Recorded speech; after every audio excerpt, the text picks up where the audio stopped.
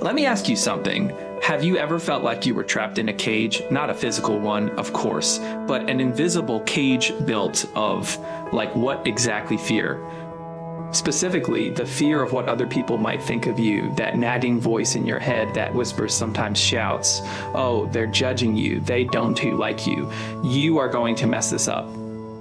Sound familiar? If your heart just skipped a beat, you are in the right place, because today we are cracking open that cage. We are diving deep into something that affects millions, something that can steal your joy and hold you back from living a truly vibrant life, like social anxiety. Now, let's be real, we all care to some extent what people think. It quotes in human nature. We are social creatures wired for connection, but for some of us, that natural inclination gets hijacked. It morphs into something like heavier, something suffocating. Social anxiety isn't just shyness. It quotes, not simply feeling a little awkward at parties. It's a powerful, often debilitating fear of negative evaluation.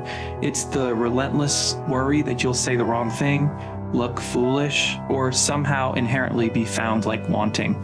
Imagine walking into a room. For most people, it's just a room, but for someone with social anxiety, it can feel like walking onto a stage under a really harsh spotlight. Every eye is on you, scrutinizing your every move, every word, your palms sweat, your heart races. Your mind spins with 1,000 what ifs. What if I stumble? What if I am boring? What if they just laugh at me? This isn't just in big formal settings either. It can be as simple as ordering coffee, making small talk with a neighbor, or even answering a phone call. Every social interaction becomes a potential minefield, a test you feel destined to fail. And the irony, the very thing you crave, connection, belonging, acceptance, becomes the thing you dread the most. So, like, what happens? You start to avoid. You withdraw, you build walls around yourself, brick by anxious brick. Parties become a no-go. Networking events? Forget about it. Even casual hangouts with friends can feel like climbing Mount Everest in like flip-flops. This avoidance, while understandable in the moment, is the fuel that keeps the anxiety fire burning. It reinforces the belief that social situations are dangerous and that you are not equipped to handle them. It shrinks your whole world, limits your opportunities, and whispers lies about your worthiness. But here says the truly mind-blowing part, this cage, it says, not made of steel bars. It's made of thoughts, and thoughts, my friends, can always be changed, rewired, replaced. You are not destined to live in this self-imposed social prison. You have the key, and it's closer than you think. Like dotted comma says in your own mind. Like, how do we start unlocking this thing? First, let's tackle that inner critic, that voice that's constantly putting you down. It's a bully, and you don't have to listen to like bullies. Start noticing when that voice pipes up, identify the negative thoughts, write them down if it helps. Then here, so the crucial step, challenge them. Ask yourself, oh, is this thought actually true? Is there any evidence to support it? Or is it just my anxiety talking? Often you'll find that these critical thoughts are based on assumptions, worst case scenarios, and distorted perceptions. They are not just facts. They are just anxieties dressed up as facts. Next, let's talk about perspective. When you are socially anxious, it feels like everyone is watching you, judging you. But guess what? They really are not. People are mostly preoccupied with themselves. They're thinking about their own lives, their own worries, their own to-do whatever lists. They are not spending their entire evening analyzing your every move. It feels that way because your anxiety is magnifying your self-consciousness, not because it's their reality. Think about it. When you're in a social situation, are you constantly judging everyone else? Probably not. You're likely just trying to have a good time, connect with people, and maybe not spill your drink, give others the same grace you just give yourself. Third, practice. Avoidance is the enemy. Comma, sus, like avoiding the gym because you are not already in like perfect shape. It just doesn't make sense. Start small baby steps. Just challenge yourself to one slightly uncomfortable social interaction each day. Maybe it's smiling and saying hello to the cashier. Maybe it's striking up a short conversation with a colleague. Maybe it's joining a small group activity related to your interests. Each small success builds confidence. Each interaction, even if it feels a little awkward at first, is data. Data that proves you can handle social situations. Data that just chips away at the power of your anxiety.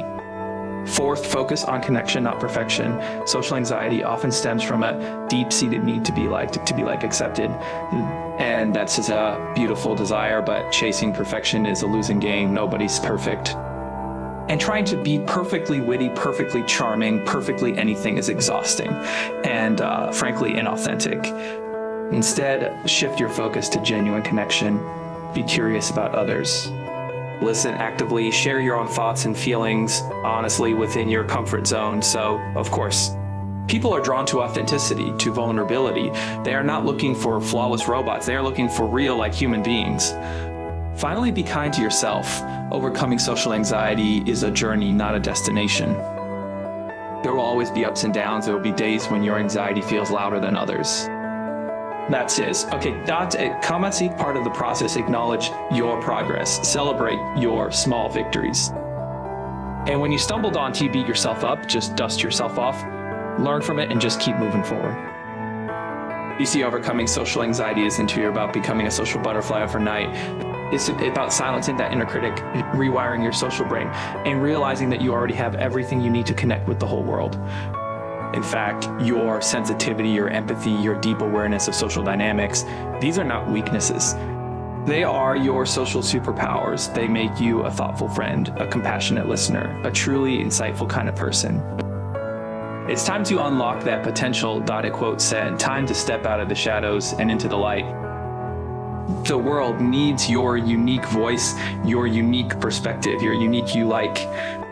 So here's your action step for today. Think of one small social challenge you can take on this week. This one, something that really stretches your comfort zone just a little bit. Maybe it's initiating a conversation with someone new. Maybe it's sending a small gathering. Maybe it's just simply making eye contact and smiling at people as you walk down the street. Whatever it is, commit to it, take that step. And remember, you are stronger than your anxiety. You are capable, you are worthy of connection, and so you are not alone.